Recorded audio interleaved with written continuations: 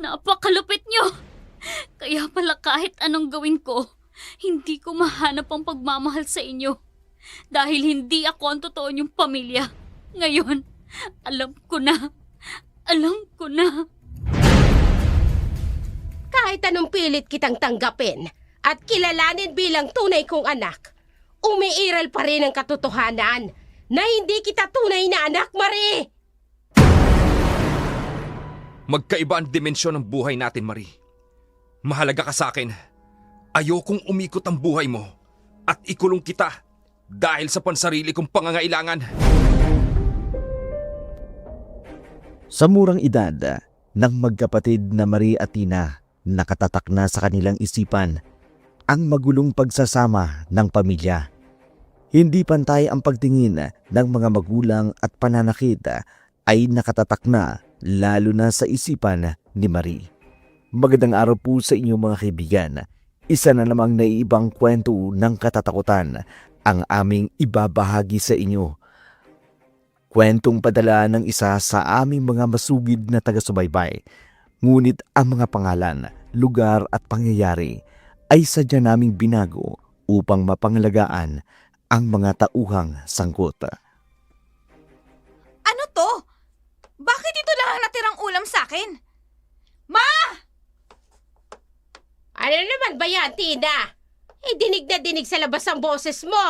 Tanghaling tapat, nagbubunga nga ka dyan. Di ba sabi ko sa inyo, tirhan niyo ako ng Ano bang ulam? tawag dyan? Hayan, oh!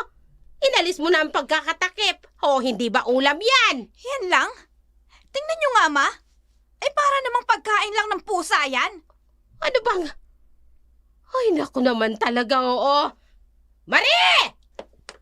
Po, Ma, ano po iyon? Tingnan mo nga ang itinira mong ulam sa kapatid mo. Pagkain ba ng tao yan? Konti lang naman po ang ulam, Ma.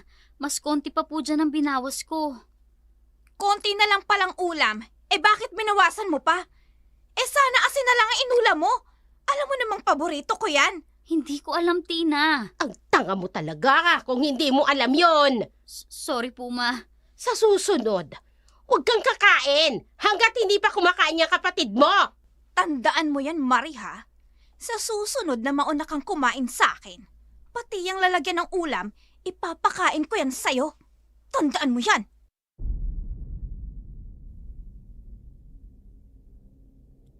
Kahit sa simpleng bagay o ano paman, laging mali si Marie sa paningin ng kanyang kapatid at ina. Wala siyang boses para ipagtanggol ang kanyang sarili. Kahit ano ang kanyang sabihin, wala nang halaga. Kaya minabuti niyang wag na lamang magsalita at sumunod na lamang sa ipinag-uutos sa kanya.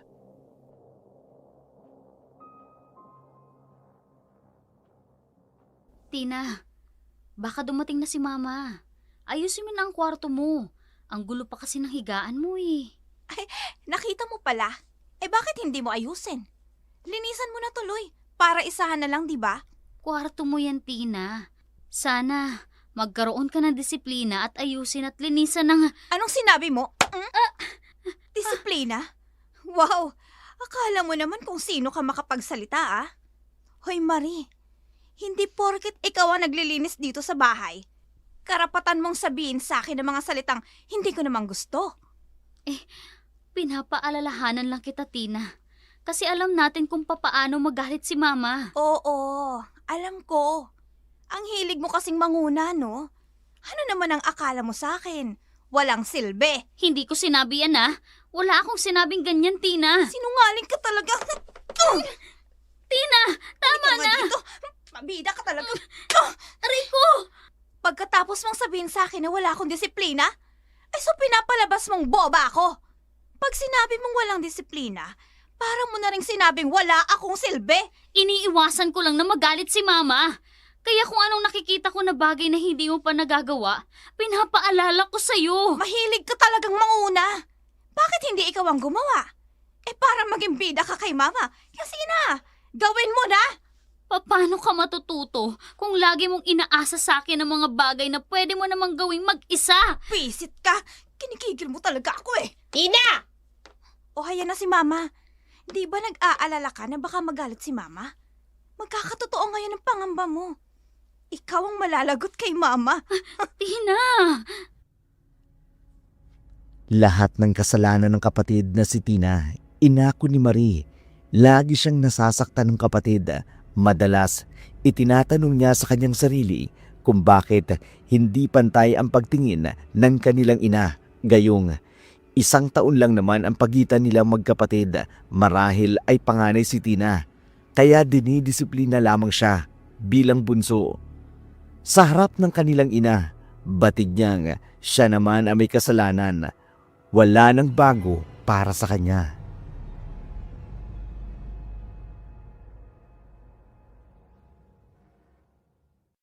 Nagbabangayan na naman kayong dalawa. Hindi na kayo nahiya sa mga kapitbahay. Hindi ko matanggap ang sinabi niya sa akin, Ma. Alam niyo bang pinagsabihan ako ni Marina na wala daw akong disiplina? Ma, wala daw akong silbi sa bahay na to. Ano ba naman, Tina? Ma, palayasin mo na ang babaeng yan dito. Ma, hindi ko po sinasadya. At hindi po yun ang ibig kong sabihin. Gusto ko lang pong... Sumasagot ka pa talaga, ha? Ma, sinasagot ka ni Mario. Sige, Marie. Anong gusto mong sabihin? Ma, Gusto ko lang pong maayos ang lahat pagdating nyo. Hindi pa po siya nakapag-ayos ng higaan niya. Hindi pa po siya nakapaglinis ng silid. sa may ginagawa ako eh. Di sana ikaw ang nakapansin. Ikaw na lang sanang gumawa. Bakit pagsasalitaan mo pa ako ng masasakit na salita? Naayos na ba ang higaan? Nakapaglinis na ba kayo? Opo, Ma. Ayun naman pala eh. Ano't naratnan ko pa kayong nagbabangayan? Ma, pinagsalitaan ako ng masama. Oh, narinig mo yon, Tina. Hindi na mauulit. Humingi ka ng pasensya sa kapatid mo. Humingi ka. Ma! Masyado kang OA. Ma, Sigurado ako, hindi ikaw ang naglinis ng silid mo kung hindi si Marie. Hindi na mauulit ang nangyari, ha? Maliit na bagay pinapalaki niyong dalawa. Tama na yan, ha? Hindi ako papayag, Ma. Hindi ko matatanggap ang masasakit na salitang pinagsasasabi sa Hoy! akin. Tumigil ka na. Ilagay mo sa lugar yung kaartehan mo. Ilagay mo sa lugar. Makinakampihan mo yung babaeng yan kesa sa akin? Marie, sumunod ka sa kwarto ko. May sasabihin ako sa'yo. Ano? Bakit si Marie? Dapat ako, Ma. Tigilan mo ko, Tina! Hindi mo ba nakita? Bagong dating ako. Pagod ako sa maghapon. Kahanap ng mapagkakakitaan. Marie, sumunod ka sa akin. opo, Ma. Pisit. Mula nang magkaisip si Marie, ni minsan hindi niya narinig na naging tama siya sa kanyang ina. Kaya halos maluwa-luwa siya sa kasiyahan. Sa unang pagkakataon, hindi siya nasigawan at nadapuan ng sambal. Higit pa siyang nagtataka nang pinasunod siya nito sa mismong loob ng kwarto upang kausapin sa unang pagkakataon. Pagpasensyahan mo na yung kapatid mo. Wala kasi pagkabata. Sanay na yan na laging pinagbibigyan dito sa bahay. Abay, na-spoiled siya ng gusto. Kaya kahit mali, akala niya tama pa rin siya. Okay lang po yun, Ma. Naiintindihan ko po. Ay, siguro kasi. Dahil lagi kayong dalawa lang na magkasama dito sa bahay. Naiiwan ko kayo. Kaya tama lang na minsan na lang kayo magkikitan dalawa. Ho? Bakit po, Ma? Ay, napagod ako ng gusto. Pero maganda naman ang resulta ng lakad ko maghapon. Alam mo ba, yung kilalang malaking hotel bar dito sa atin, na pag-aari yun ng pinakamayaman na pamilya sa syudad, abay nagkataon anak. Naghahanap sila ng dagdag na service crew. Ano ho? Nag-apply po kayo ng service crew, Mama? Hindi ako. Ikaw. Ho? Ano pong... O bakit? Ayaw mo bang makatulong sa amin ng kapatid mo? Marie, alam mong sa araw-araw na ginawa ng Diyos, sobrang kahirapan ng buhay natin. Halos sumuko na ako. Malalaki na kayo ni Tina. Pero sa inyong dalawa, ikaw lang ang matalino. Ikaw lang ang may magandang itsura. Kung pwede nga lang na ako ang mamasukan. Pero ang hinahanap kasi nila, yung batang-bata. Inosente, matangkad, maputi, malalabanos ang balat, at malaanghel ang muka. Sa tingin mo ba, sa inyong dalawa ni Tina, sinong may ganong katangian? Dinig ko po kasi mama, mahigpit daw po ang namamahala ng hotel ng bar na iyon. Wala pa po akong karanasan sa anumang klaseng trabaho. Lahat ng karanasan natututunan at mangyayari yun sa iyo. Kaya bukas na bukas din, mag-report ka na sa hotel bar na yon. Ho? Bukas na din po? Abay, kailan pa? Wala na tayong makain. Kaya kailangan magsimula ka na agad. Hindi madaling umarte doon ang babaeng nag-i-interview sa akin. Alam mo ba, lumuhod pa ako. Umiyak pa ako para lang mabigyan ako ng paunang sahod mo. Ho? Magkahalong kaba at takot ang naramdaman ni Marie. Bagong mundo ang kanyang papasukin, walang ideya kung ano ang kanyang gagawin, ngunit tama ang kanyang ina. Lahat ng bagay ay napag-aaralan para sa ina at kapatid ay handa niyang harapin ang hamon ng buhay, makatulong lamang siya sa kanyang pamilya.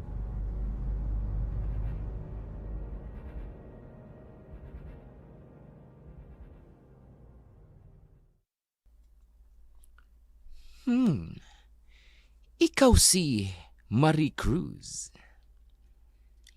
Ako nga po. Lady Frey. Yan ang tawag sa akin na lahat dito.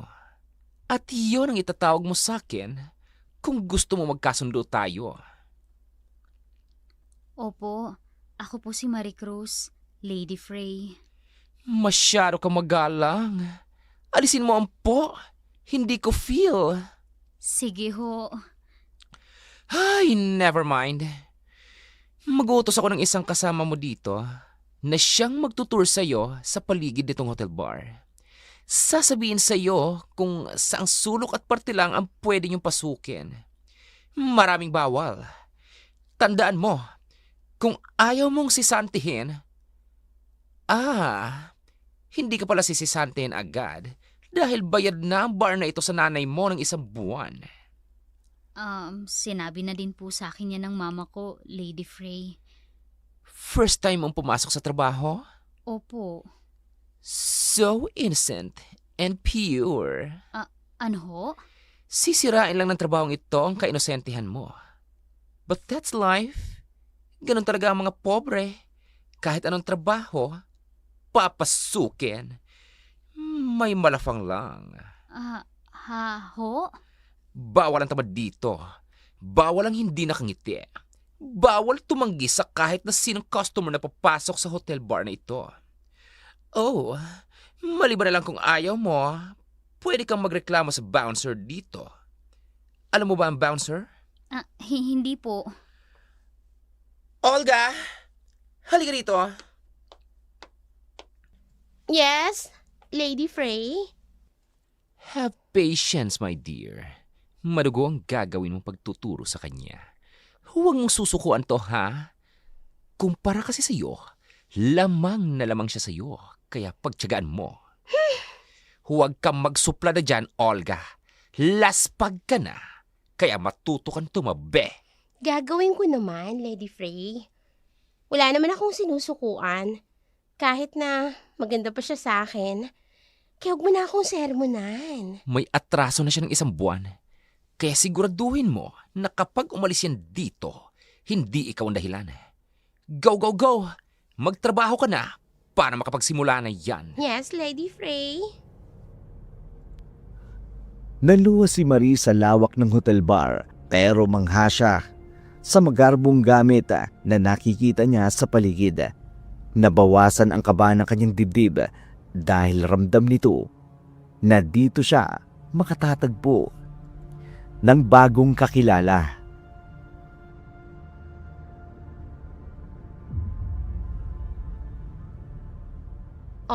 Natatandaan mo ba lahat ng itinuro ko? Ngayon huwag kang tatanga-tanga. Pagkatapos nito, mag-isa ka na lang nakikilos. Tandaan mo Huwag kang papasok sa kahit anong private rooms kung ayaw mong mawasak ang puri mo nang wala sa oras. Ha? Anong meron sa private room? Ay, nakakaloka naman. Private nga, di ba? Ngayon pa lang aanga-anga ka na. Hindi ko kasi alam. Pasensya na. Basta, kung anong ipinagbabawal dito, yun ang tatandaan mo. Pasensya na ha. Hindi lang kasi ako makapaniwala. Bukod sa malaanghel mong muka, inosente ka pa. Sa panahon ngayon, mahirap ng paniwalaan. Matututo din ako. Mamaya lang ha, magsisidatingan na yung mga customer natin. Marami doon, mayayaman. Karamihan nga lang, matatanda. May mga hambog, may mga bastos, di pag-aralan mo na lang mabuti kung paano mo sila pakikisamahan. Maswerte kung makatsyempo ka ng mayaman, galante at mabait. Sigurado na ang tip mo nun, girl. Anong tip? Kabayaran yun sa serbisyo mo na pwede mong iuwi. Pwede ba yun? Hindi ba bawal yun? Hindi, no? Pero, swertihan nga lang, kaya dapat marunong kang makisama sa mga customers. Ngiti lang at sipag lang ang puhunan mo dito. Sabayan mo na rin ang bilis ng kilos para hindi ka masigawan ng customer. Oh my gosh! Ang swerte ko naman ngayong gabi. Nandito na yung suki ko. Okay ka na Marie ha? Kung may nakakalimutan ka sa mga itinuro ko sa'yo, huwag kang mahihiyang magtanong, ha? Good luck! Mahaba-haba ang gabi para kay Marie. Pagod nang umuwi ang dalaga. Nanlumo pa siya sa kanyang naratnan. Umaasa siyang magbabago ang lahat ng istorya ng buhay niya nang sundin niya ang kanyang ina sa gusto nito.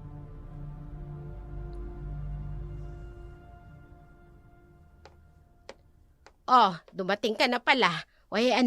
Magkano ang ibinigay na tip ng customer mo? Ma, alam niyo po yung tungkol sa tip? Abay, natural naman. Lahat alam ko dahil ako nga ang nag-apply para sa'yo doon. 'Di ba? Kaya huwag ka na maglihim sa akin. Akin na. Bago pa lang po ako, Ma. Wala pa po akong natanggap na tip. Ang hina mo naman. Kaya nga kita ipinasok dyan dahil madali lang ang pera kung may utak ka. Yun kung may utak ka. Nagugutom na ako, Ma. Ano pong ulam? Naghahanap ka ng pagkain. Wala kang ang iniabot na pera. Ay, naku naman. Matulog ang kumakalamang sikmura mo. Hindi mo ikamamatay ang hindi pagkain ng isang gabi. Iinom na lang ako ng tubig.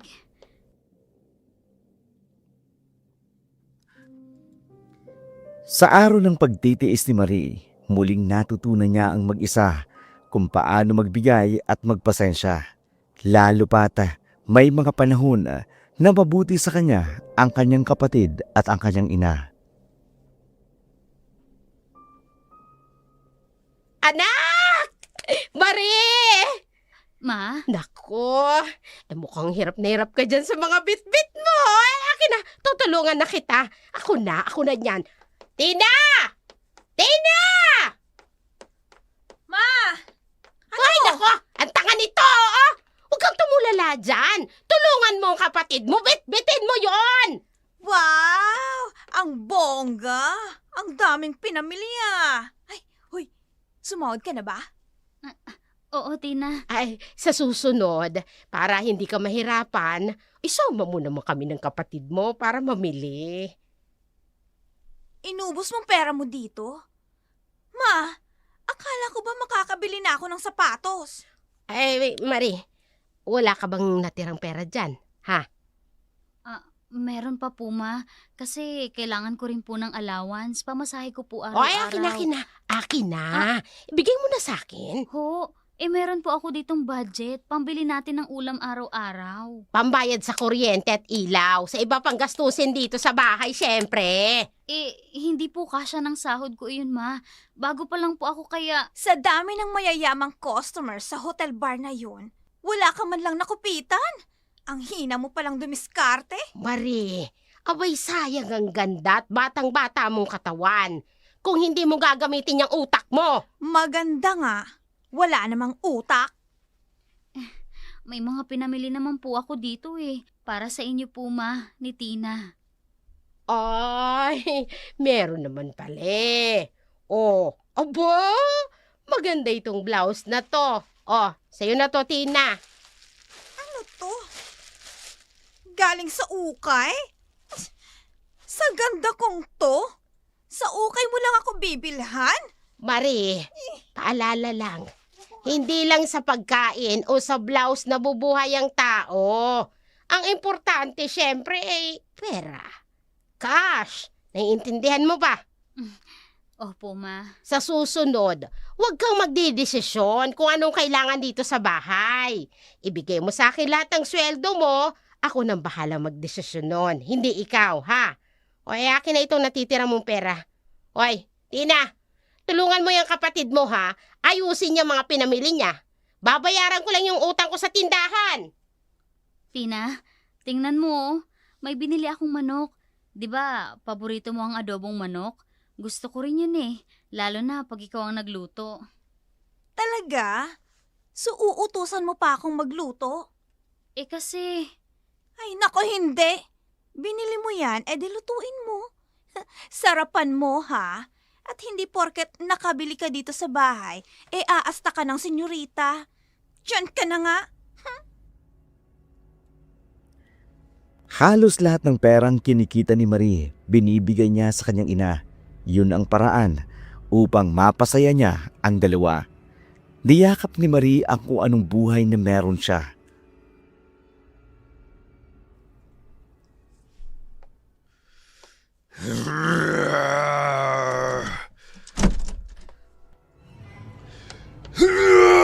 Ay, hanapin nyo na. Huwag na kayong titigil hanggat hindi nyo nahanap ang sing-sing.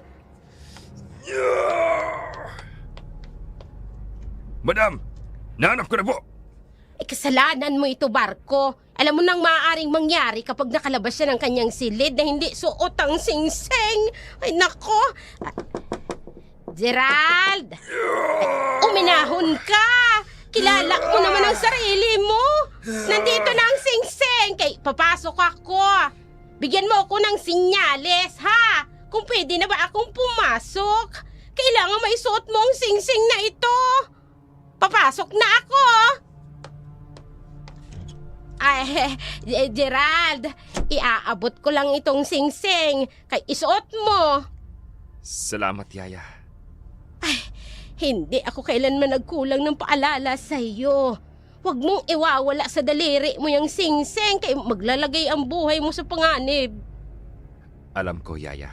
Pero mas mapanganib ang hatid ng sing-sing na yan kung sa maling tao yan mapupunta. Makakalabas ka na, Yaya. Ang sakit ng ulo ko.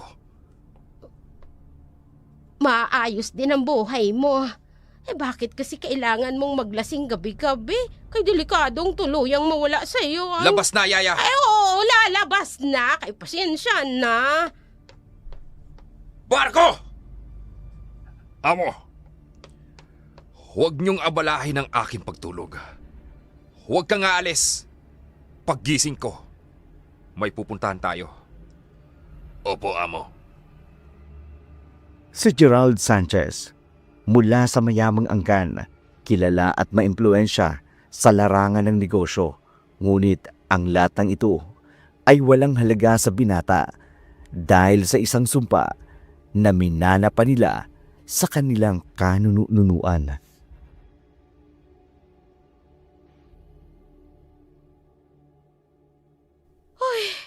Hindi na tama ang ginagawa mo, Barko. Pero wala akong karapatan tumanggi. Hangad ko lang mapasaya ang amo natin. Hindi ako naniniwalang masaya siya sa kanyang ginagawa. Naiinip na siya, madam. Lahat tayo'y naiinip. Hindi magiging mapanatag ang buhay ni Gerald hanggat hindi niya natatagpuan yung makakasugpo ng sumpa. Kaya hindi matatapos ang takot sa pag-aalala sa ating lahat. Paano malalaman ni Amo na yun na nga yung tamang tao na hinahanap ng singsing? Hindi nga ang singsing ang makakahanap ng chosen one. Sino? Paano? Tanging si Gerald lang ang nakakaalam nun. Siya laang. Makapangyarihan, ngunit miserable ang buhay ni Gerald dahil sa madilim na lihim ng totoo niyang pagkatao. Ang lihim ay itinago mula pa sa kanyang mga ninuno. Malayang nabubuhay sila ng normal dahil sa angkin nilang yaman. At batid ni Gerald, maliban sa singsing, tanging alak ang makapagpapahupa ng sumpa na nananalaytay sa kanyang dugo. Saan mo gustong pumunta, Amo? May alam ka pa bang ibang lugar na pwedeng puntahan? Halos lahat ng bar napuntahan na natin, Amo. Mas marami kayong alam dahil ilang syudad na ang inyong nabakasyonan. Marami. Pero hanggang ngayon, hindi ko pa natatagpuan ang aking hinahanap. Huwag po kayong mawala ng pag-asa, Amo. Ihinto mo ang kotse. Bakit po, Amo? Napuntahan na ba natin ang bar na yan? Lagi nating nadadaanan ng lugar na ito. Pero wala akong maalala na pumasok tayo sa bar na yan. Maghanap ka ng mapaparkingan ng sasakyan. Magkita tayo sa loob. Amo, hindi gaanong klas ang bar na yan. Imposibleng dyan nyo matatagpuan ang inyong hinahanap. Gusto ko lang maglasing, katulad ng dati. Sige po, Amo. Hindi ko kailangan ng babae sa gabing ito. Alak lang ang gusto ko. Magkita po tayo sa loob, Amo. Iba ang aura ng customer na pumasok sa hotel bar ng gabing yun. Nag-aalangang lapitan ito, ngunit dahil halata sa forma na mayaman ito, hindi magkamayaw sa pag-estima ang lahat. Good evening, sir. May kailangan po ba kayo? Gusto po ba ninyo na makaka-table? Marami po kaming entertainers dito. Ano po bang ideal nyo sa babae? Matangkad? Morena? Maputi? Tisay? Hindi. Wala. Ay, maaga pa naman po ang gabi, sir. Kung ayaw nyo, baka gusto ng kasama nyo. Gusto lang uminom at magpalipas ng oras ng amo ko. Huwag na nating sirain ang gabi ni Amo. Baka hindi kayo mabigyan ng malaking tip ngayong gabi. Oh, sure. Pasensya na po, sir. Oh, huwag na kayong tumayo dyan. Alis na. Balik na kayo sa mga customer nyo. Ang daming customers, oh. Doon na kayo. Ay, hindi na kayo. Hindi na tayo. Hayan, sir. Pinaalis ko na sila. Pasensya na. Ganito kami kapag may bagong mukha. Gusto lang namin bigyan ng magandang service. Hindi naman ako makulit, sir. Pero parang may kakaiba dyan sa kasama nyo. Guwapo. Mukhang rich, pero parang kakaiba. Masyadong seryoso. Mukhang may problema. Ay, sunod-sunod ang tungga niya ng alak. Nako, baka talagang babae ang kailangan niya. Para naman ma-relax siya. Relax ang amo ko. Masama kung hindi siya relax. Okay. Sige. Enjoy kayo, sir. Lango sa alak si Gerald, ngunit kakaiba ang gabing yun. Hindi siya mapanatag, balisa at may kakaiba siyang nararamdaman. Bagay na nahahalata ni Barko. Amo, ano hong nangyayari sa inyo? Hindi ko maipaliwanag. Hindi kaya kakaiba ang gabing ito, Barko. Alam mong alak lang ang panandali ang nagpapahupa sa akin. Ano po yung gusto niyong gawin ko, Amo? Alisin mo ako sa lugar na ito. Ihanda mo sa sasakyan. Susunod ako. Amo, hindi ko po kayo pwedeng iwan dito. Gawin mo ang sinabi ko, Barko. Opo, Amo. Sir, okay lang po ba kayo? Kaya niyo po ba? Paaalalayan ko po kayo sa bouncer namin dito. No. I'm okay. Here's the money. Take it. Ay, sir! Sandali po. Sobra-sobra ito. Ang dami nito, sir. Sa inyo na lahat yan. Thank Thank you, sir!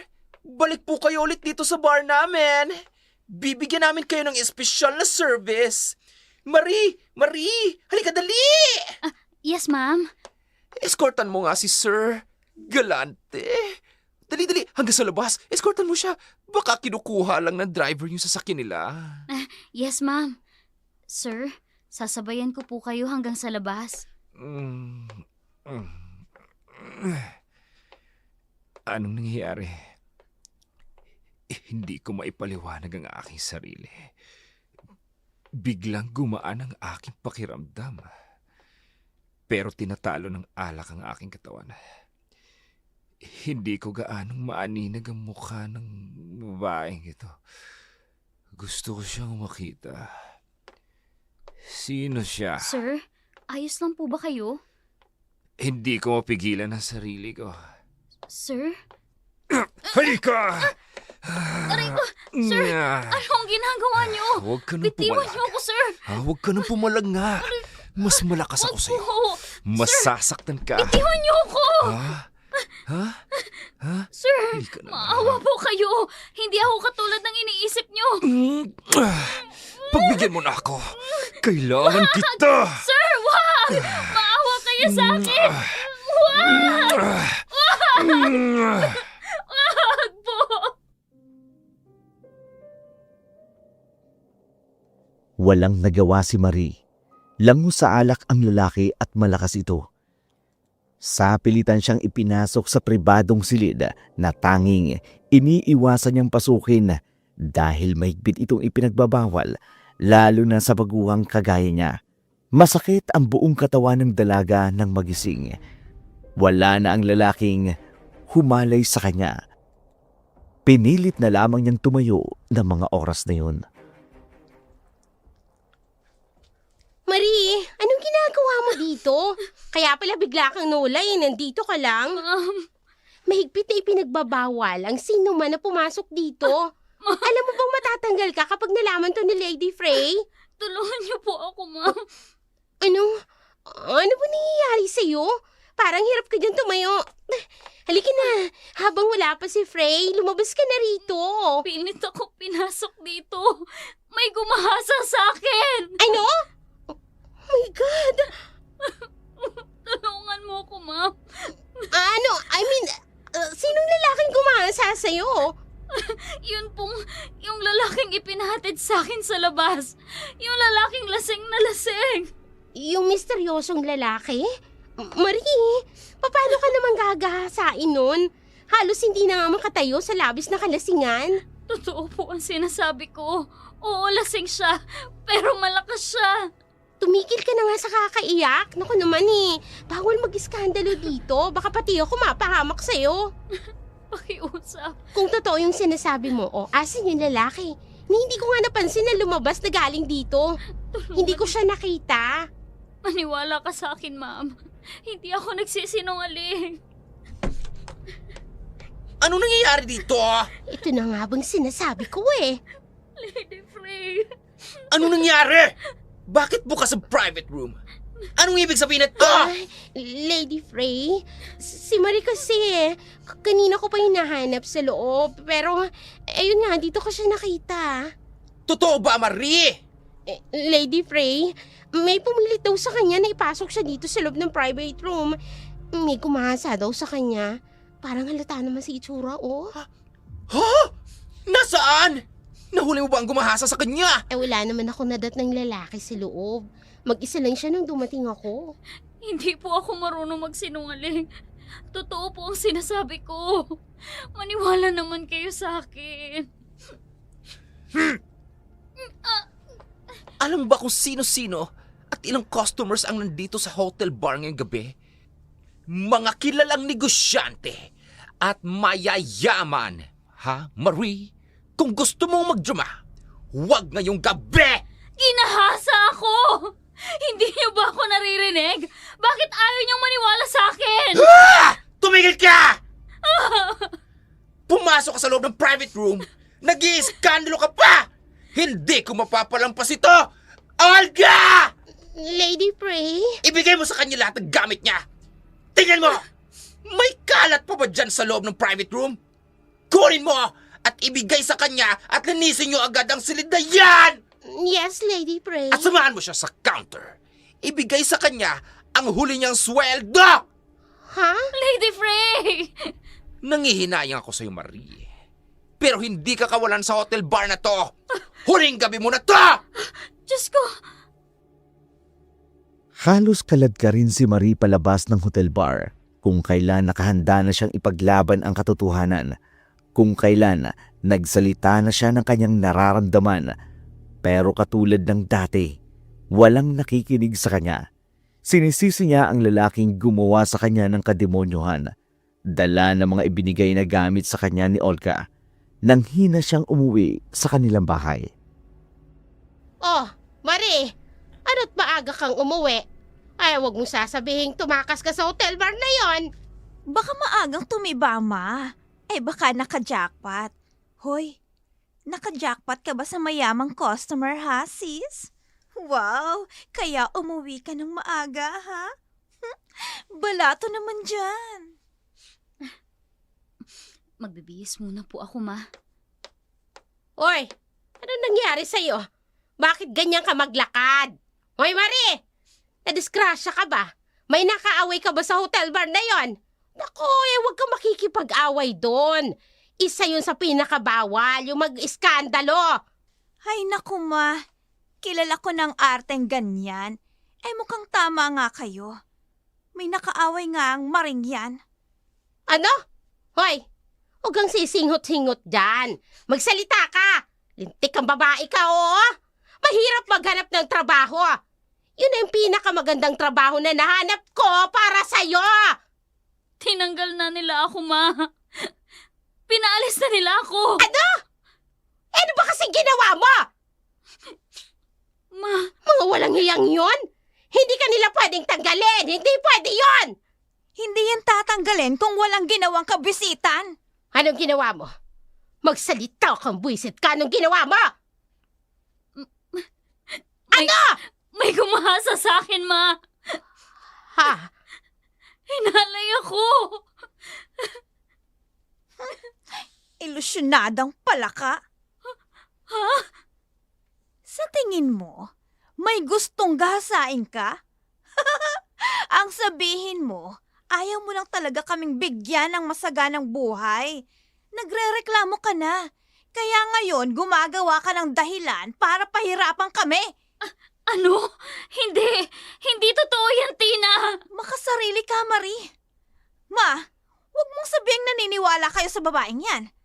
Alam ko naman kahit hindi yan magsalita, nagrereklamo na talaga sa atin yan, ma. Pati ba naman kayo? Hindi kayo naniniwala sa akin. Inutusan nila akong escortan ng lalaking yun. Palabas ng bar at bigla niya nala akong kinabig. Hinilan niya sa private room. Pilit akong lumaban, ma. Nagmakaawa ako, ma. Utang na loob. Maniwala po kayo sa akin. O tapos, ano? O dahil ginahasa ka, kaya ka umuwi. Hay, umalis ka na sa trabaho mo, ganun ba? Hindi mo man lang ba kami inisip ni Mama, ha, Marie? Diyos ko naman, Marie. Ang laking katangahan na ginawa mo. Ma? Ang laking katangahan nun. Kung totoong ginahasa ka, malayo sa bituka yon, Leche. Hindi ka mamamatay nun. Pero ang gutom, nakakamatay yon. O kita mo, ang boba mo talaga, Marino. O sige, paano na tayo ngayon? Bumalik ka sa hotel bar na yun, Marie. Sinasabi ko sa'yo, bukas na bukas din pupunta ako ron. Magmamakaawa ako para tanggapin ka nilang muli. Bakit ba ayaw niyong maniwala sa akin? Bakit? Walang naniwala kay Marie sa nangyari ng gabing yun. Tuluyan ang gumuho ang mundo ng dalaga. At alam niya na kahit anong gawin ng kanyang ina para makabalik siya sa bar, hindi na mangyayari. Kaya lalong natuliro ang isipan ng babae. Kinagigising na siya, Barko. Amo. Anong nangyari? Bakit nandito kayo sa loob ng silid ko? Paano ako nakarating dito? Bagsak ka sa labis na kalasigan, amo. Binuhat kita hanggang sa sasakyan. tulog na tulog ka hanggang sa makauwi tayo. Diniretso na kita dito sa silid mo. Nauuhaw ako. Ikuha mo ako ng tubig. O ay madali ka, Barko, kay kumuha ka ng tubig. May naalala ko. Yung babaeng nakasama ko kagabi. Anong babae? Kay sinong babae yun? Eh bakit walang nabanggit sa akin si Barko? Amo, heto na po ang tubig.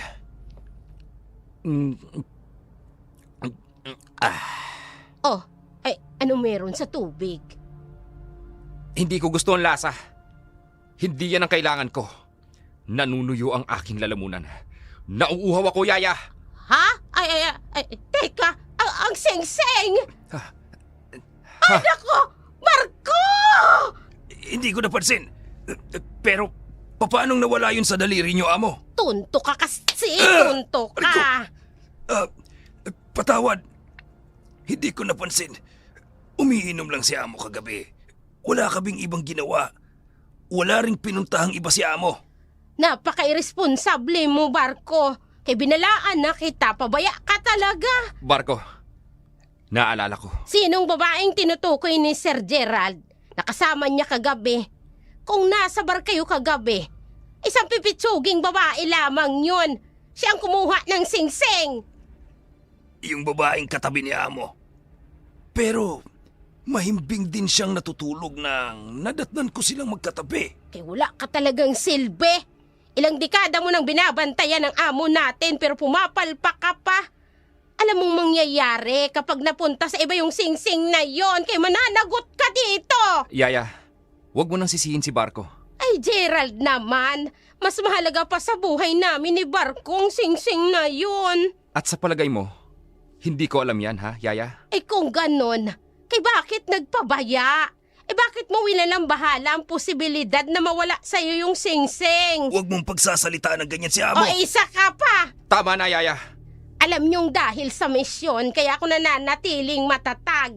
Eh kaya hinihintay ko rin ang pagkakataon na makita ang taong itinalaga sa iyo. Yun na lamang ang hinihintay nating lahat. Pero ibang usapan kapag sa iba napunta yung singsing, lalo na kung maling tao. Amo. Barko, bumalik tayo sa lugar na yun. Hanapin natin ang babae. Ako na lang po, Amo. Sabihin mo lang sa akin kung anong kanyang itsura. Hindi ko matandaan. Sa labis kong kalasingan, walang gaanong liwanag ang silid na yun. Kaya hindi ko naaninag ang kanyang muka. Kay lasing na lasing ka pero nakuha mo pang dumampot ng pipitsuging babae. May kakaiba akong naramdaman nung gabing yun, Yaya. Ha? Ay, anong ibig mong sabihin? Hanggang ngayon, hindi ko kayang ipaliwanag ang nangyari sa akin ng gabing yun. Isa lang ang alam ko. Kailangan kong sundin ang bugso ng aking damdamin. Hihiwagaan ako sa mga sinasabi mo. Ngayon ko lamang narinig yan sa'yo. Tayo na, Barko. Tama si Yaya. Hindi natin kilala kung sinong babaeng yun. Gayunpaman, kailangang mabawi natin ang singsing. Sabik ang binata na bumalik sa hotel bar, gayong walang kasiguraduhan na makikita niya ang singsing dahil hindi rin siya tiyaka na nasa babaeng hinali niya ng gabing yun. Isa lang ang batid niya.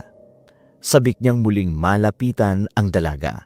Kahit hindi niya naaninag ang mukha nito, pakiramdam ni Gerald, kilala niya si Marie.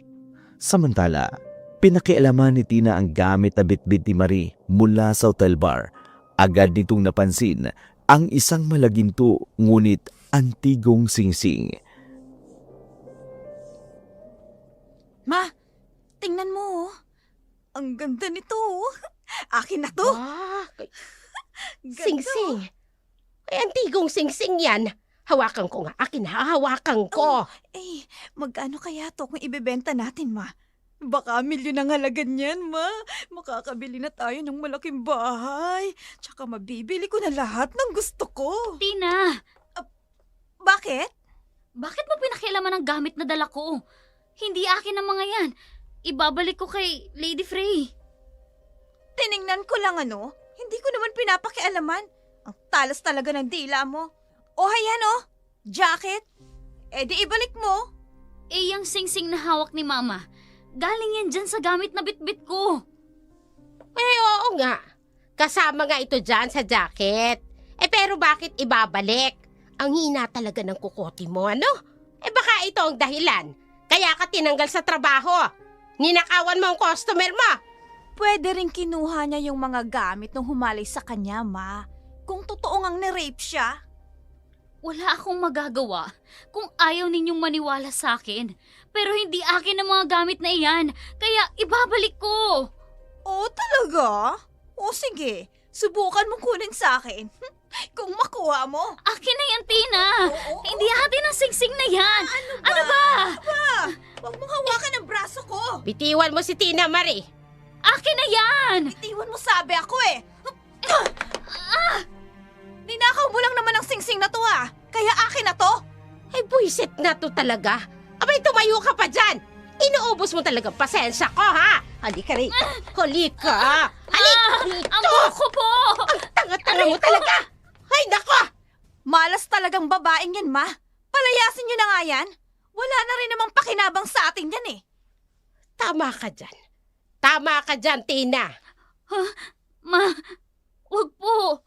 Wala po akong mapupuntahan, Ma. Sige po, kunin niyo na ang singsing. Maghahanap po ako uli ng trabaho. Ako na po ang bahala sa inyo ng kapatid ko. Huwag niyo lang po akong ipagtabuyan, Ma. Maawa po kayo sa akin. Kapatid? Ang boba mo, Marie. Ha? Tina, magkapatid tayo. Uy, hindi Sige nga, Ma. Sabihin mo ngang totoo sa babaeng yan. Anong...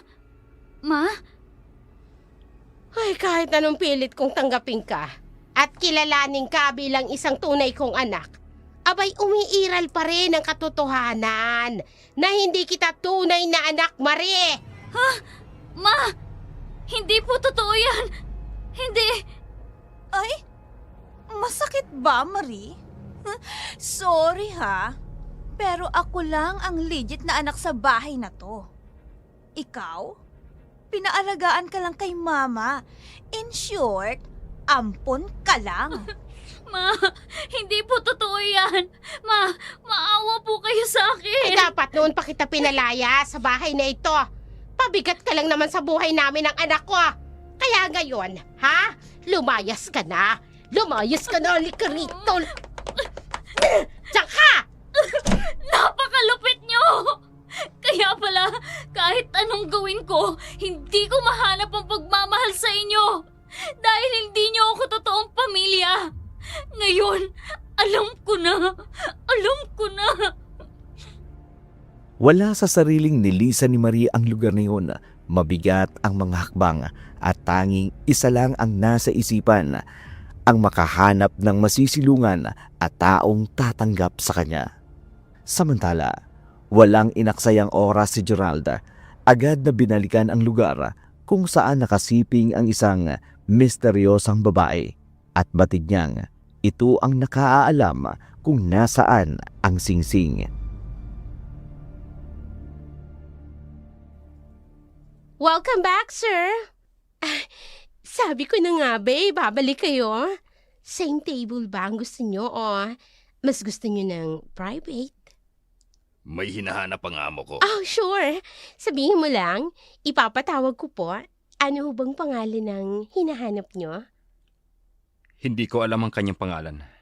Oh, mahirap yun. Ano ang itsura niya? Lalaki ho ba o babae? Babae. Maliit lang. Maputi. Maamo ang kanyang muka. At mahaba ang kanyang buhok. Ay, karamihan po sa mga girls namin dito, maliit, mahaba ang buhok. Pero isa lang may maamong mukha. Ipatawag mo siya. Oh, Ngayon din. sure. Wala na po siya dito Anong ibig mong sabihin? Baka ho si Maria ang tinutukoy nyo. May nangyari ho kasi kagabi. Nag-iskandalo ho siya. Anong iskandalo? Lumabag po kasi siya. Pumasok siya sa private room. Nang mahuli siya, ayun, nag-iiyak, sinabing ginasa siya. Tapos maraming customer ng gabing yun. O kaya ayun, pinaalis po siya ni Lady Frey. Ano? Amo, paano ho ito? Saan siya pwedeng puntahan? Alam niyo ba kung saan siya nakatira? Naku, sir.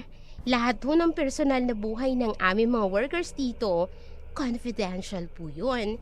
Hindi kami nagbibigay ng anumang impormasyon sa kahit na kanino, lalo na sa mga taong hindi naman namin kilala. Kilala mo ako. Ha? Ibibigay mo sa akin ang address kung saan siya nakatira. Ngayon din. Ibibigay ko sa inyo ang address niya. Ngayon din. Amo! Ibalik mo ako sa kotse. Ngayon din. Opo, amo! Nakuha ni Gerald ang tirahan ng babaeng hinahanap niya. Ginamitan niya ito ng hipnotismo. Ngunit dahil sa hindi nito suot ang singsing, wala siyang kapangyarihan para protektahan ang kanyang lakas.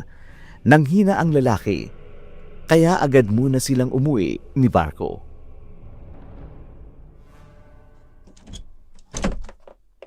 Yes? Anong, Lady Frey, Anong ginagawa mo rito? tulungan mo po ako. Kahit po anong gusto nyo, gagawin ko. Ay, naku, Marie. Kahit ako, nanghihinayang ako sa iyo. Ang layo ng mararating mo, pero masamang ehemplo ka sa mga kapwa mo service crew dito sa hotel bar. Empleyado lang din ako, ano? Matatanggal ako sa trabaho kapag pinabalik kita. Lady Frey, marunong po ako sa mga gawaing bahay. Lahat po ay kaya kong gawin. Kahit ano pong papagawa nyo sa akin, pakiusap. Teka, sa itsura mong yan, huwag mong sabihin, pinalayas ka sa inyo. Hindi daw ako totoong anak ng nanay ko. Kaya pala. Ay nako, huwag mo kong iyakan. Malambot ang puso ko sa luha. Pakiusap po. Patuluyan niyo po ako, Lady Frey. Nako, Wala na po akong ibang mapupuntahan. ay, Wala po akong kaibigan. Wala din po akong alam na ibang masisilungan. oh. Ay, iba talaga ang dating mo, Marie. Hindi ko maipaliwanag. Pero hindi kita matanggihan. O siya, pasok ka, pasok. Salamat po, Lady Frey. Hindi po kayo magsisisi. Pagsisilbihan ko po kayo. Diyan mo ilapag ang mga plastic na dala mo. Teka, kung ampun ka lang, sino ang mga gulang mo? At nasan sila? Hindi ko po alam. Wala po akong alam tungkol sa buhay ko. Kung sinong mga magulang ko. Mula nang magkaisip ako, sila lang ang alam ko na pamilya ko. Si Mama Nora ang ina ko. Pero lumaki ako na hindi ko naramdaman ng pagmamahal ni Mama. Ang pang-aapi sa akin ng kapatid ko. Kasi nga, ampun ka. Iyon ang dahilan, Marie. Kawawa ko naman. Pakiusap, Lady Frey. Pagkatiwalaan niyo po ako. Hindi po ako masamang tao. Papatunayan ko po yan sa inyo. Ilang buwan ka nagtrabaho sa hotel bar, Marie. Kilala na rin kita. Pero hindi ko alam kung bakit kita gustong tulungan. Pero yun ang gagawin ko. Tutulungan kita, Marie.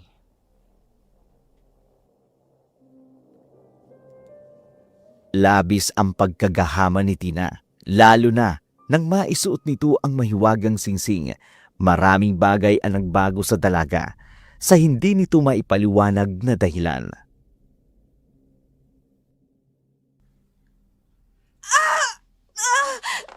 Ano bang nangyayari sa'yo? Ang sabi mo, gutom ka lang. Ang dami mo nang nakain. Ano bang problema mo, ha? Ano bang masakit sa'yo, Tina? Yung hiningi ko sa inyo kagabi.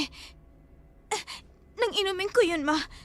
Gumaan ang pakiramdam ko. Ay, madami akong pinakain at ipinainom sa'yo. Ano ba yung sinasabi mo? Yung dugo, ma. Yung dugo. Ay, Diyos ko, Tina. Hindi naman luto yun. Galing yun sa palengke na binili ko sa mismong kinatay na baboy. Gusto ko yun, Ma. Iinom ako noon. Dahil kung hindi mapapawi ang matinding uhaw na nararamdaman ko. Mabigyan mo ako ng dugo, Ma. Ano ka ba? Ano bang meron dyan sa rip? Sandali lang, kukunin ko. Huwag mong lalakasan yung boses mo. Baka may makarinig sa'yo mapagkamalang kang aswang. Aswang? Ma naman, ang ganda kong to. Pag-iisipan nila akong aswang. Ay, naku naman, Ma. Akin na. Oo na, sandali. Oh, eto. Ay, ano ba nangyayari dito? Hindi ko maintindihan.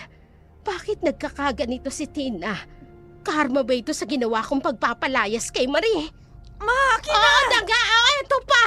Ay, sabi ko naman sa'yo, huwag kang sisigaw. Ang lansa nito, oh. Tingnan mo, ayan, oh. Ay, nako. Dahan-dahan lang. Ang sarap. Lansa. Ano ba nangyayari sa anak ko? Ma, ang bilis makagamot nito sa nararamdaman kong matinding pagkauhaw. Ibang lakas na dulot nito sa akin. Hindi normal ang nangyayari sa'yo, Tina. Ay dapat siguro magpatingin na tayo sa doktor. Tama. Ituloy natin ang plano. Ipagbili na natin yung singsing na suot mo. Ma, ngayon lang ako nakasuot ng ganito kagandang singsing. Ipagyayabang ko pa nga to sa mga kaibigan ko sa mga kapitbahay nating chismosa. Mainggit silang lahat sa akin, ano? Huwag mo nang isipin ng ibang tao. Sa singsing na ito, magbabago ang buhay natin. Saka ka na magmayabang kapag maganda na ang bahay natin at nakabili na tayo ng mamahalin at kumpletong gamit. Pero Ma, gusto ko pang makita ang singsing na to na nakasuot sa daliri ko. Tingnan niyo naman, Ma, oh. Oh, bagay na bagay sa akin. Maganda nga Pakta yung pa. singsing. Pero papaano? Kung yung singsing na yan ang dahilan kung bakit ka nagkakaganito. Tama. Hindi kaya sumpa ang nakapaloob sa singsing na yan. Sumpa? Ma, ang maring yun ang may sumpa sa buhay natin. Kung noon nga ay sana'y pinalayas mo na lang siya, baka hindi na tayo naghihirap ngayon. Tina, kahit papano, malaki ang naiambag sa atin ng kapatid mo. Ma, hindi ko siya kapatid. Oo na, hindi mo siya kapatid. Alam ko yan. Alam mo yan noon pang bata kayo. Ay, nako. Anak kita. Kaya sinabi ko sa iyo ang totoo. Si Marie mula pa noon, siya na talagang kumikilos dito sa bahay. Inaalagaan niya tayo. Kinakampihan yung ampo na yun, Ma? Tina, bakit mo ako tinulak? Wala akong pakialam sa maring yun. At ayoko nang marinig ang pangalan niya sa bahay na to, Ma. Tina! At ang singsing na to, alam kong swerte sa akin to, Ma. Kaya akin na lang ito. Akin na lang. Ha? May inaasahan ba tayong bisita? Ma, baka kukunin sa akin ang singsing na to. Ma, huwag niyong sabihin nandito ako. Huwag niyong ituturo na nasa akin ang singsing. Huwag kang maingay.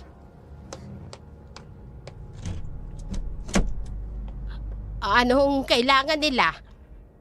Dito ba nakatira si Marie Cruz? Ha? Bakit nyo siya hinahanap? Walang Marie dito na nakatira. Nagkamali lang kayo ng address na pinuntahan. Hindi kami maaari magkamali. Hindi nagsisinungaling ang nagturo sa amin dito.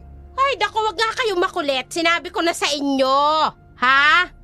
Walang nakatirang Marie dito. Ginang, may atraso ako sa kanya. Ako ang may-ari ng singsing na nasa kanya. Alam kong nasa kanya ang bagay na pagmamay-ari ko. Pero hindi yun ang talagang sadya ko.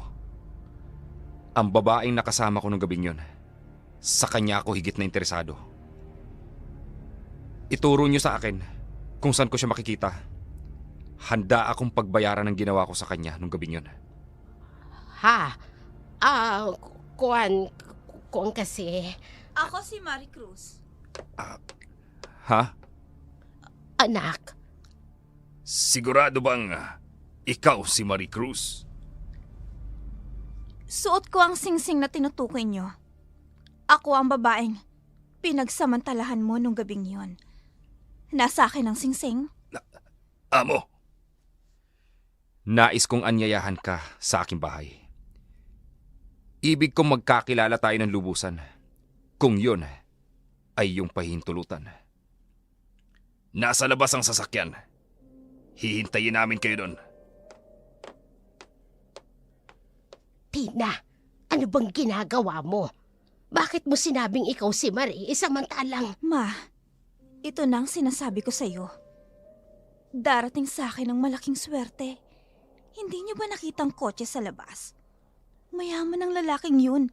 At gwapo siya, Ma. Siya ang mga tipo kong lalaki. Malaking gulo itong papasukin mo. Kung mayaman ang taong yan, hindi yan basta-basta nauuto. Ma, nakalimutan niyo na bang sinabi ni Marie sa atin? Madilim ang silid na pinagdalhan sa kanya doon. Pangalan lang ang alam niya dahil yun ang sinabi sa kanya nang nagturo sa kanya dito. Hindi niya kilalang mukha ni Marima. At syempre, dahil nasa akin ang singsing, ako si Marie Cruz ngayon. Hindi ba, Ma? Tina! Sasama ako sa kanya, Ma. Kung gusto niyo di sumama din kayo. Kung hindi naman, di maiwan kayo dito sa bulok na bahay na to. Walang nagawa si Nora kundi sumama sa anak dahil nag-aalala siya sa maaaring kahinatnan ng pinasok nito. Ganun na lamang ang pagkamangha ng dalawa nang makita ang bahay at ari-arian ng binata. Lalong sumidhi ang pagpapanggap ni Tina na siya mismo si Marie Cruz.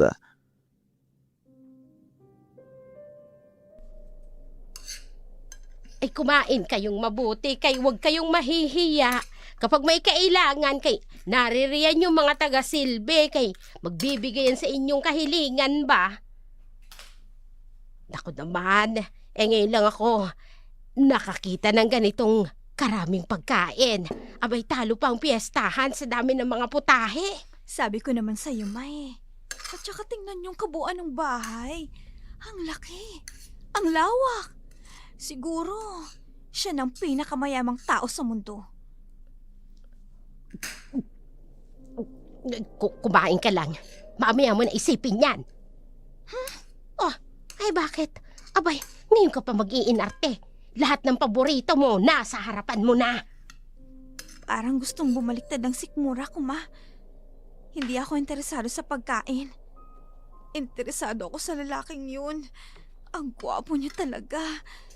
Ngayon lang ako nakakita ng ganyan kagandang lalaki. At ang yaman pa niya, Ma. Swerte talagang hatid ng singsing na to sa akin. Ay bakit nasa iyo pa yung singsing? Hindi mo pa ibigay sa kanya.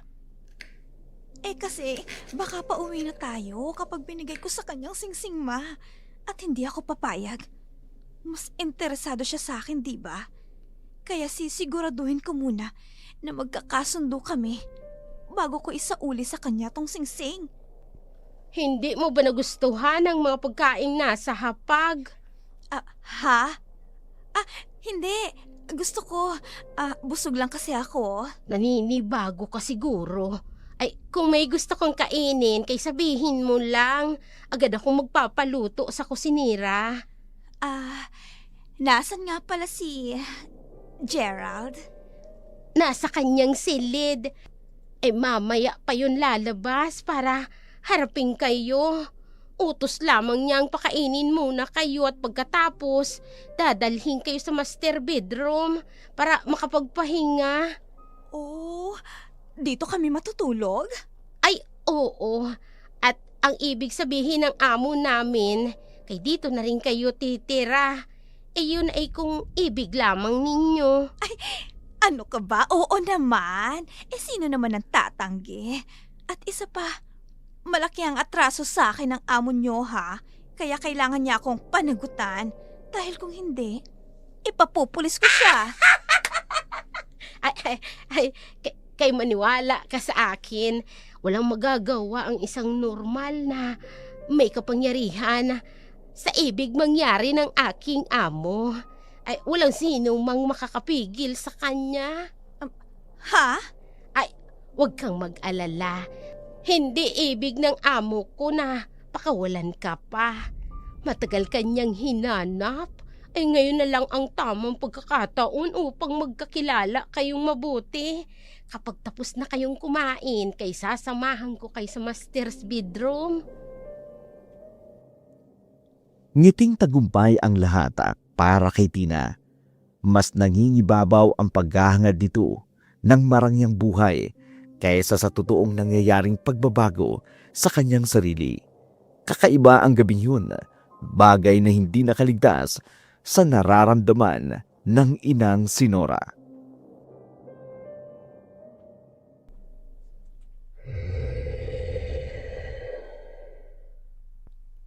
Ha? Anong tunog yun? Ay, Diyos ko. Tina! Saan ka ba galing? Lumabas ka nang hindi nagpapaalam. Bumalik na kayo sa pagtulog nyo. Huwag nyo akong pakialaman. Ano ba nangyayari dyan sa laylayan ng damit mo? Bakit may pulang mansa? Ano ba yan? Ewan ko. Hindi ko alam. Lumabas lang ako. Hindi ko alam kung saan ko nakuha yan. Teka nga. Diyos ko, dugo ito, Tina! Sabihin mo sa akin, ha? Saan ka galing? Naalala ko, lumabas ako at nagpahangin. Nagpahangin. Matigas na nga ang pangako sa sobrang lamig galing dyan sa aircon sa silid na to. Lumabas ka para magpahangin. Hoy, Tina, ano ba nangyayari sa'yo, ha? Hindi ko nga alam, Huwag kayong makulit, pwede ba? Tina! Basta naaalala ko, init na init ako kanina. Hindi ko alam kung nananaginip lang ako. Lumabas ako dahil hindi ako makahinga. At wala na akong maalala. Basta ngayon, okay na ako. Okay na ang pakiramdam ko. Yun lang, Ma. Umuwi na tayo.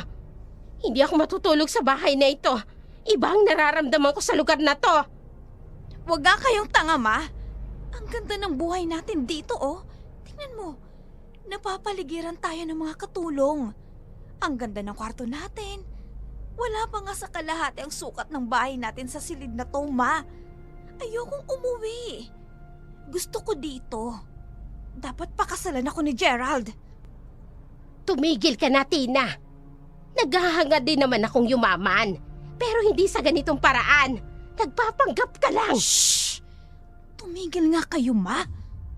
Kung talagang gusto niyong yumaman tayo, kung talagang mahal niyo ako, hindi ibigay niyo sa akin ang pagkakataong to na makapag-asawa ng mayaman. Hindi natin kilala ang mga tao dito. Wala ka bang napapansin? Kakaiba sila kung manamit. Ang kanilang kilos, tahimik pero mabilis. Para silang... Ganon sila kumilos, Ma, yung mga mayayaman. Ano ba? Para silang mga Dracula. Ma? At ikaw, hubarin mo na yung singsing na yan. Alisin mo yan sa daliri mo. Ayoko Alisin nga. mo na. Ayoko. Hindi ko na gusto ang ikinikilos mo. Iba na ang lumalabas dyan sa bibig mo. At iba na rin ang gusto mo kainin. Ay, Diyos ko. Ayan na naman ang nakakatakot na tunog.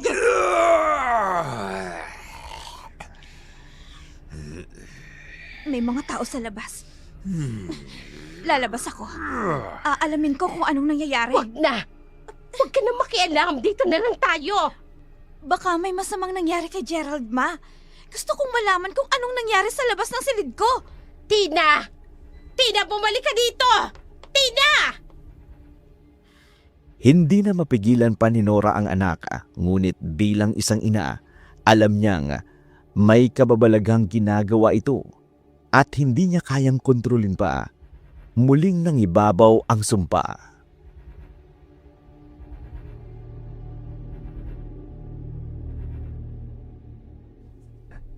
Mahina si Amo. Nahihirapan siyang kontrolin ang sumpa. Kailangan ko ng singsing. Kunin mo ang singsing! May masigit na makapangyarihan kaysa sa singsing. Ito na siguro ang tamang panahon upang malaman mo, Gerald. Hindi ko na kaya! Ngayon ka pa ba susuko?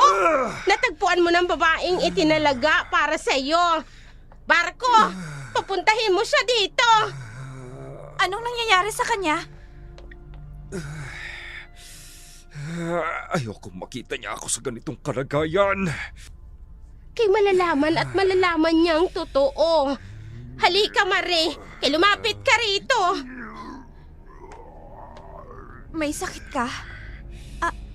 Anong sakit mo? At bakit? Natatakot ka sa itsura ko. Huwag kang matakot, Marie. Kay lumapit ka. Bakit ganyan ang itsura niya? May mga buhok siya sa katawan. Ang bigote niya sa mukha. Ang bilis tumubo. Ipinanganak siyang may kasamang sumpa. Hindi ito mawawala. May isang bagay ang pumoprotekta sa kanya. Hawak mo iyon ngayon. Ha? Anong? Ang singsing? Ngunit mas malaki ang maibibigay mo sa kanya kaysa sa singsing. Barko, halika. Iwanan natin sila. Kailangan nilang mapag-isa. Amo, iiwan na po namin kayo. Gerald, nakahanda akong tumulong. Anong gagawin ko para gumaling ka? Hindi kita kailangang manduhan kung anong sinasabi ng iyong puso. Ay siya mong gawin. Hindi ko alam ang gagawin ko. Ngayon lang ako nakakita ng... Lumapit ka. Gusto kong damhin ang init ng iyong katawan. Nais kong iyakapin kang muli. Gagawin ko. Pero wag mo akong sasaktan, ha? First time ko kasi. Total, pakakasalan mo naman ako, hindi ba? Kasal? Oo, Gerald. Gusto kasi kita. Gusto kong makasama ka. Gusto kong mamuhay ng masaya at normal. Yun din ang gusto ko, Marie. Pero patunayan mo sa akin bago mangyari ang lahat ng yan. Tutulungan kitang gumaling, Gerald. Ano ka man, o sino ka man, tatanggapin kita. Higit pa dito ang gagawin ko. Ibigay mo lang sa akin ang gusto ko.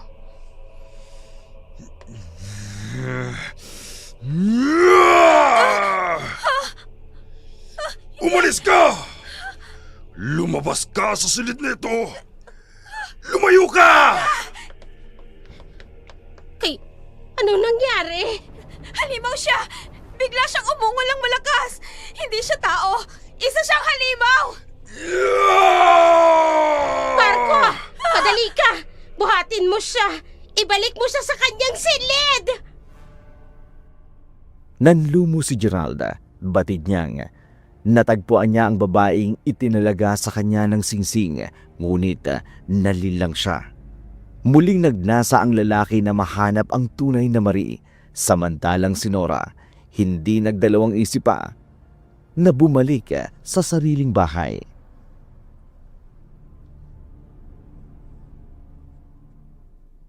Aling Nora, bakit ngayon lang kayo bumalik? May isang mayamang babae ang pabalik-balik dito sa inyo. Hinahanap kayo. Mayamang babae. Wala akong kilalang mayaman. Nandyan siya. Yan ang magarang kotse na yan. Nakaparada sa harap ng bahay niyo. Siyang may-ari.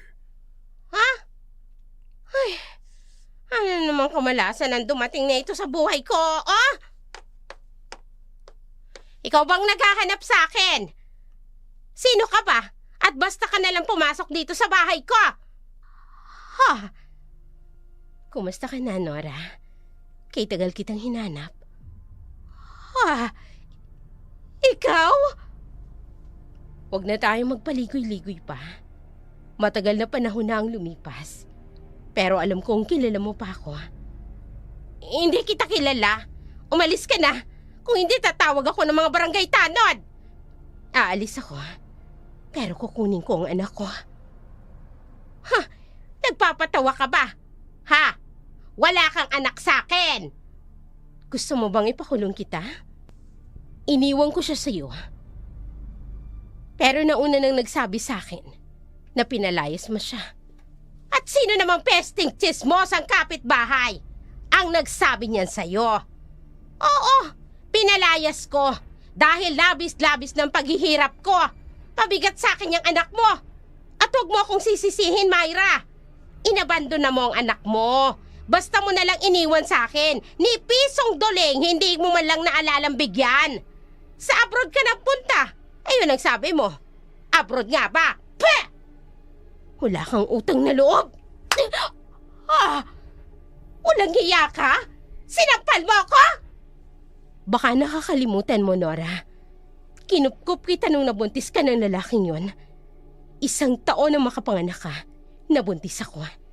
Pero iniwan ako ng ama ng anak ko. Dahil na rin sa inyo mag-ina, maayos ang usapan natin noon. Iiwan ko sa iyo ang anak ko, babalikan ko kayo para maiahon tayong lahat sa hirap. Nagpadala ako sa inyo ng pera. Humingi ka sa akin ng malaki. Hindi lang kita napagbigyan, umalis kayo. Lumipat kayo ng lugar pero dinala mo pati ang anak ko. Matagal na yon, Myra. Kung may kasalanan man ako, abay ganun ka rin. Huwag mong isumbat sa akin ang mga nagawa mo. Ilang taon na ba yung anak mo? Malaki na siya ngayon. Kaya niya ng buhayin ng kanyang sarili. Babae siya, Nora. Babae ang anak ko. Nasaan ang anak ko? Ituro mo sa akin kung ayaw mong ipakulong kita. Ha? Malungkot pa rin ang puso ni Marie. Hindi na siya umaasa na may magbabago pa sa buhay niya. Sapat na sa kanya ang mabuhay ng simple at tahimik. Habang buhay niyang pasasalamatan, si Lady Frey na kumupkup sa kanya, ibinaon na lamang niya sa limot ang masalimuot na nangyari sa kanyang buhay, lalo na ang mabuhay na walang sariling pamilya.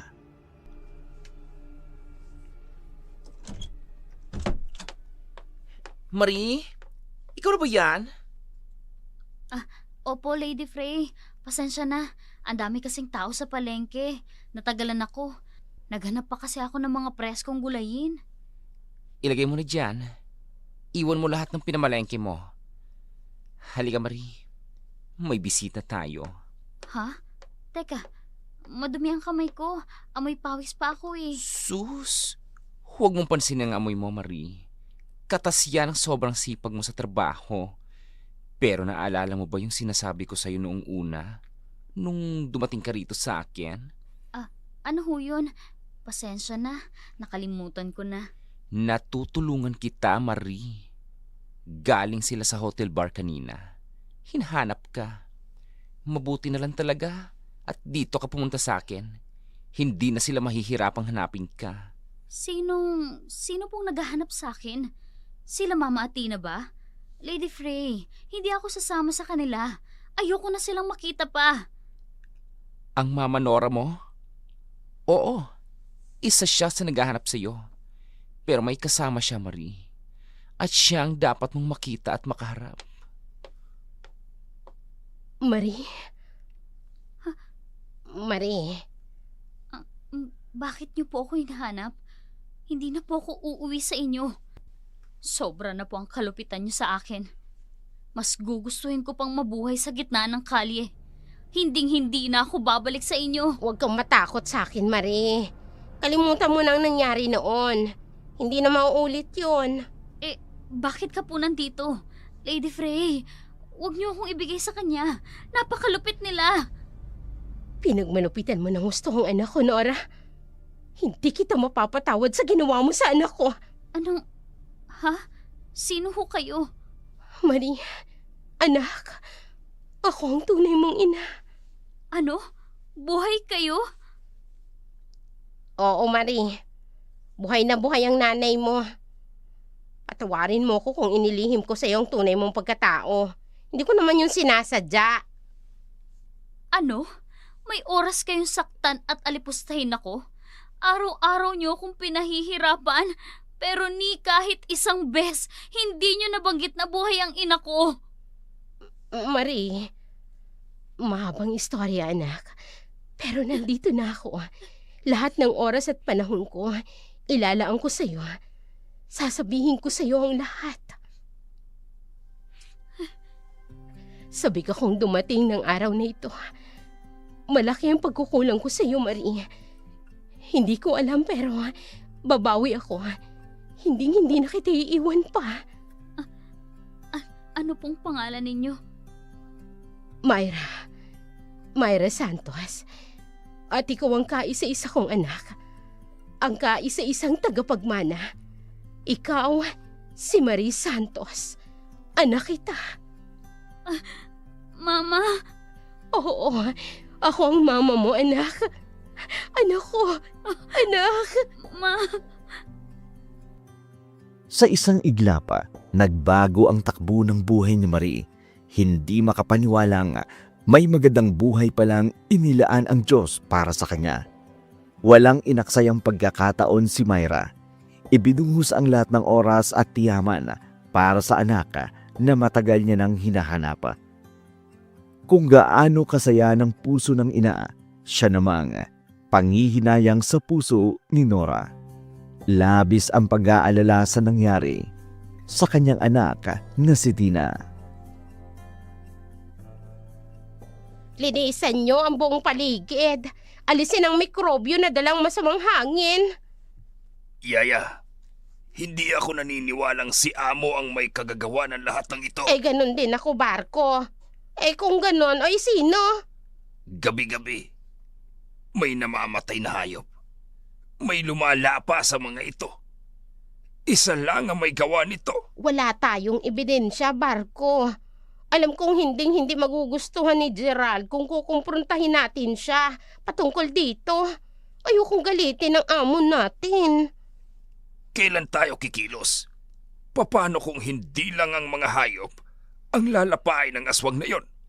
Paano kung isa na sa atin dito? Aswang nga kaya ang may gawa nito.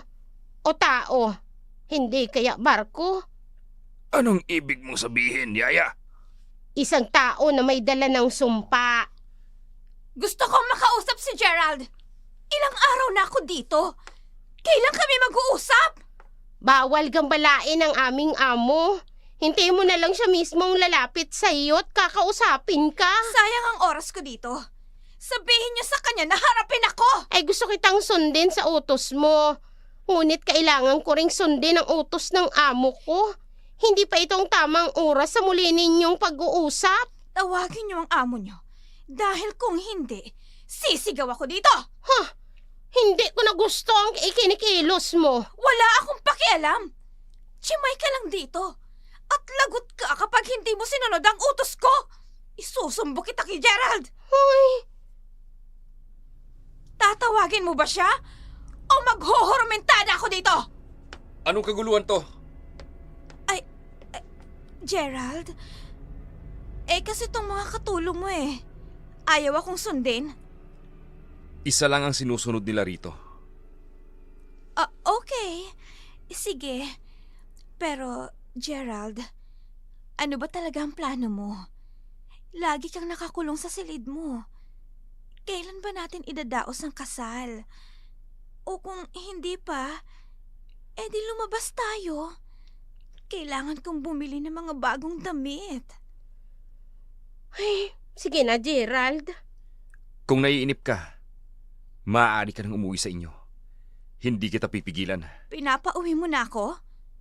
Tatakasan mong panghahalay na ginawa mo sa akin? Hindi mo ako pananagutan? Hindi ikaw ang babaeng yon. Ako yun. Ako si Marie Cruz. Ako ang babaeng ginahasa mo ng gabing yon. Wala akong nararamdaman.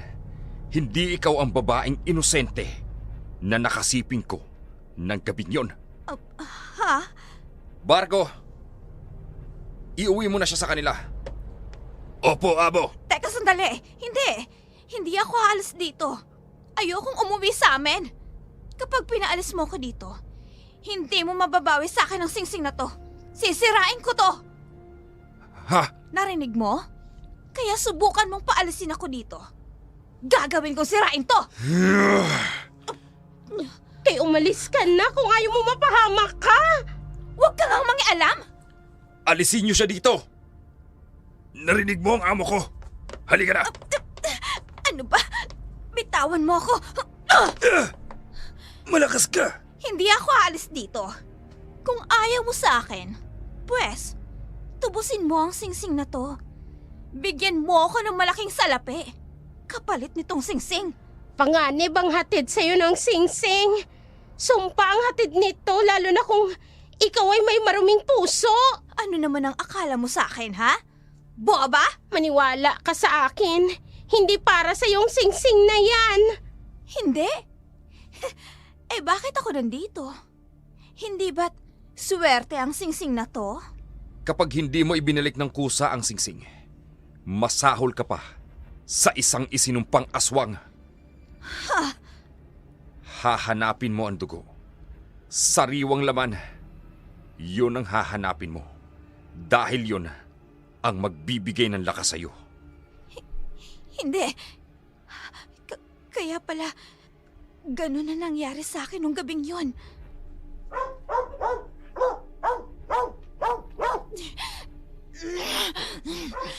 Dugo! Sariwang dugo! Nauuhaw ako. Kailangan ko ng sariwang dugo!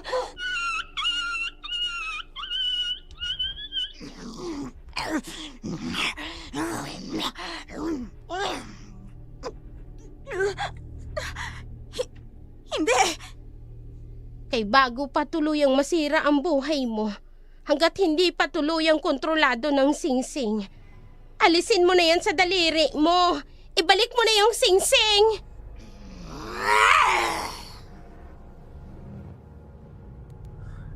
Madaling bitawan ang singsing, ngunit ang sumpa nito ay mahirap iwasan. Ang sumpa ay maaaring maipasa kapag napasa kamay ang singsing sa maruming puso. Dahil tinalo si Tina ng paninibugo, inggit at umiiral sa kanya ang kagustuhang yumaman. Ayaw nitong bitiwan ang singsing dahil may kapangyarihang itim at sumpa. Ito ang humigop sa kanya upang mabuhay sa dilim. Myra, anong ginagawa mo dito, Nora? Wala na tayong ugnayan sa isa't isa. Pagkatapos ng lahat ng ginawa mo sa anak ko, magpasalamat ka dahil may natitira pang kabutihan sa puso ko. Para wag kang papanagutin sa pagmamalupit mo sa anak ko. Pinaparusahan na ako ng langit sa ginawa ko kay Marie. Nagkasala ako sa iyo, Myra. Oo, alam kong mabuti ang puso mo. Sana maintindihan mo. Ina din naman ako at masakit na makitang nagbago ang buhay ng anak ko dahil sa kagustuhan niyang yumaman. Anong nangyari kay Tina? Marie, tulungan mo kami ang kapatid mo. Tulungan mo siya. Huwag mong hilahin ang anak ko sa impyernong buhay ninyo mag-ina. Yung lalaking nanghalay sa'yo, Marie, hinahanap ka niya. Pumunta siya sa bahay. Nais niyang panagutan ang ginawa niya sa'yo. Pero si Tina, ay nagpanggap siyang ikaw. Ano? Napakawalang hiya ng anak mo, Norma. Hihingi ka ng tulong? Ni hindi mo nagawang bigyan ng katarungan ang nangyari sa anak ko? Ang kapal na mukha mo! Mama, tama na po. Ano man po ang nangyari noon, ayoko na pong balikan yun. Kalimutan na po natin ang nangyari. Anak, Ano po bang tulong ang gusto nyo? malaki na ang ipinagbago ni Tina. Mula nung nasa kanya na yung singsing. Ang singsing? Pag-aari ng lalaking humalay sa akin ng gabing yun. Kakaiba yung singsing na yun, Marie. Iba ang dulot sa anak ko. Gusto kong bumalik sa normal ang anak ko. Tulungan mo ko. Nasaan po ngayon si Tina? Nasa bahay ni Gerald. Ayaw niyang umuwi. Ibang-iba na ang anak ko. Ibang-iba na siya. Kumapit ang sumpa sa buong pagkatao ni Tina.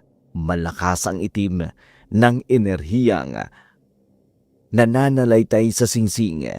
Enerhiyang kasamaan dahil sa makasariling motibo nito, pati ang kanyang isipan ay nilamo na rin ng kadiliman.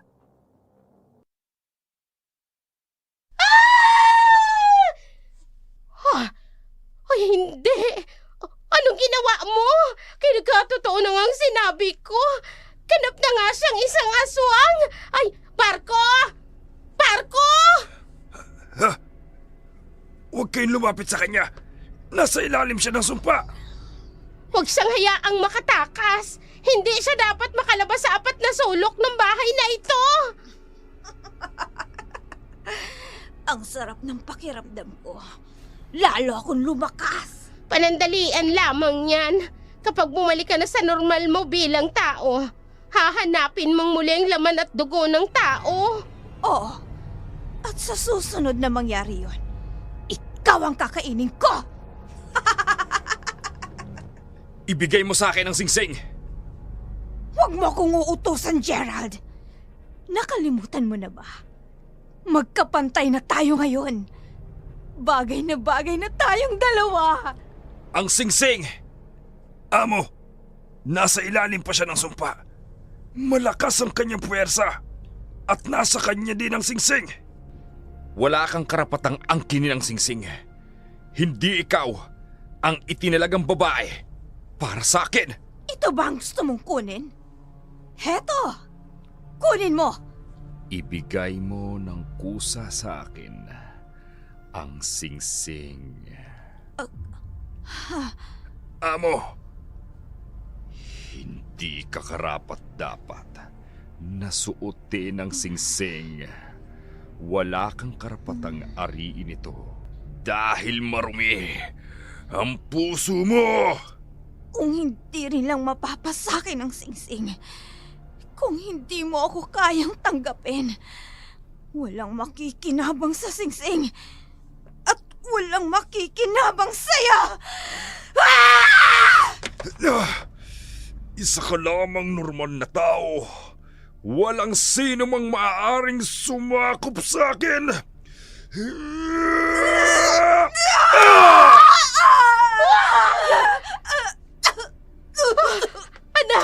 Anak ko! Tina! Tina! Isa kang mapagpanggap. Niloko mo, hindi lamang ako.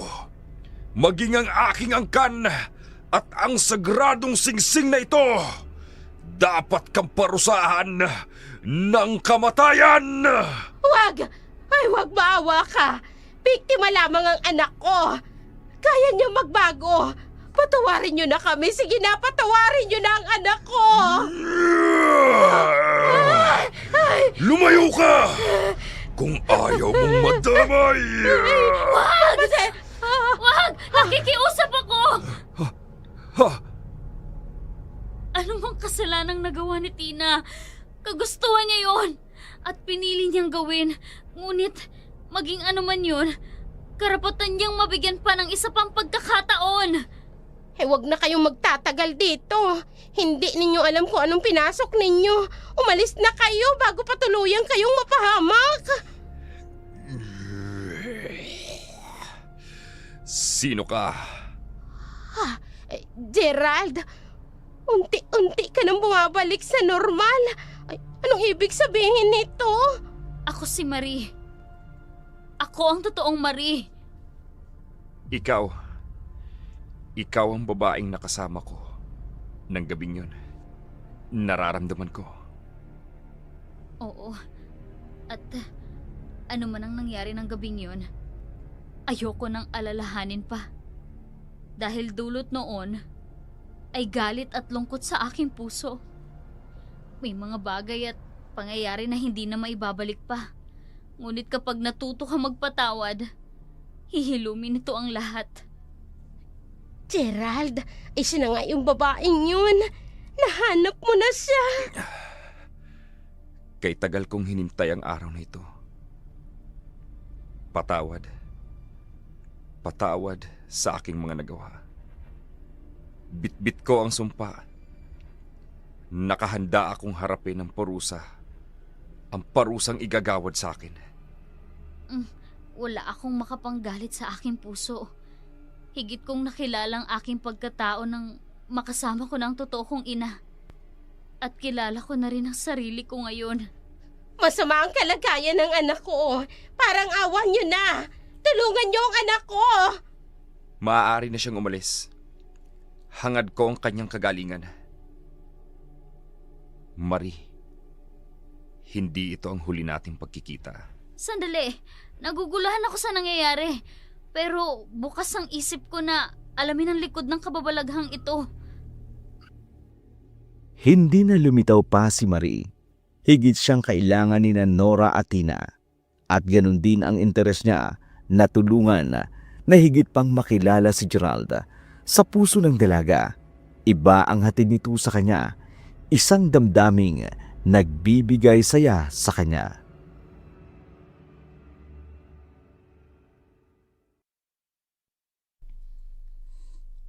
Marie, Tina, nagkamali ka na. Nandito ka sa pribadong hospital. Nangako ang doktor na magagamot ka nila, ngunit kailangan mo ring tulungan ang iyong sarili. nagawa mo akong tulungan. Sa likod ng kalupitang nagawa ko sa'yo. Tinanggap mo ang iyong pagkakamali. Sapat na yon para magbago na ang buhay natin. Ikaw ang maswerte. Dahil nakilala mo ang iyong pamilya. Samantalang ako, magsisimula pa lang, Marie. Pakiusap. Huwag mo kaming iwan ni Mama. Maging buo pa sana ang pamilya natin. Tina, may sarili tayong pamilya. Oo, nagawa ko magpatawad.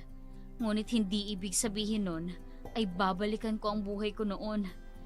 Nandito ako para tumulong para sa magandang simula ninyo ni Aling Nora. Marie, Magpakatatag ka. Napakabuti ng Diyos, Tina. Mahalaga ang pananampalataya natin sa Diyos. Iyon lang ang tanging magpapalaya sa mga kasalanang nagawa natin noon. at maswerte ka rin. Mabuting tao si Gerald. Maliban sa sumpang nakakabit sa kanya. Ha? Sumpa? At ikaw ang gamot sa sumpang yun. Huwag mo siyang bitawan. Kailangan ka niya. Ilang araw pa ang nagdaan. Nakalipas ang ilang beses na pagbibilog ng buwan, kontrolado na ni Gerald ang sumpa. Sa tuwing sinusumpong siya, agad itong humuhupa dahil kay Marie. Aalis ka? Totoo pala ang sinabi ni Yaya at ni Barko sa akin. Lilisanin niyo na ang lugar na to. Magkaiba ang dimensyon ng buhay natin, Marie. Mahalaga ka sa akin. Ayokong umikot ang buhay mo at ikulong kita dahil sa pansarili kong pangangailangan. Sinong may sabing nakakulong ako sa'yo? Malaya ko pa rin nagagawa ang mga gusto ko. At higit sa lahat, kasama kita. At yon ang pinipili ko dahil yon ang gusto ko. Habang buhay kitang kakailanganin. Hanggat nandyan ka, paano kung dumating ang panahon na mas pipiliin mong mabuhay ng normal? Walang binabantayan. Masaya akong gawin yon, Gerald. Wala akong planong bumitaw. Hindi ako dadalhin ng Diyos kung alam niyang hindi ako magiging panatag. Nakahanda akong maging gabay mo. Nakahanda akong sundin ang misyon sa akin ng Diyos. Mahal kita, Marie. Huwag mong isipin na magkaiba tayo ng mundo. Magkaiba tayo ng angkan. Ngunit iisa pa rin ang lumikha sa atin. At walang ibang may makapangyarihan, kundi ang Diyos lang. Habang buhay na tayo magsasama, Gerald, sa liwanag. Ang tao, gaano man kasama, ay nagiging mabuti. Gaano man kadilim ang buhay na tinatahaka, ay dinadala sa liwanag. Inilatag ni Marie ang kabutihan upang ang dalawang tao ay mahikayat nito sa liwanag ng kabutihan.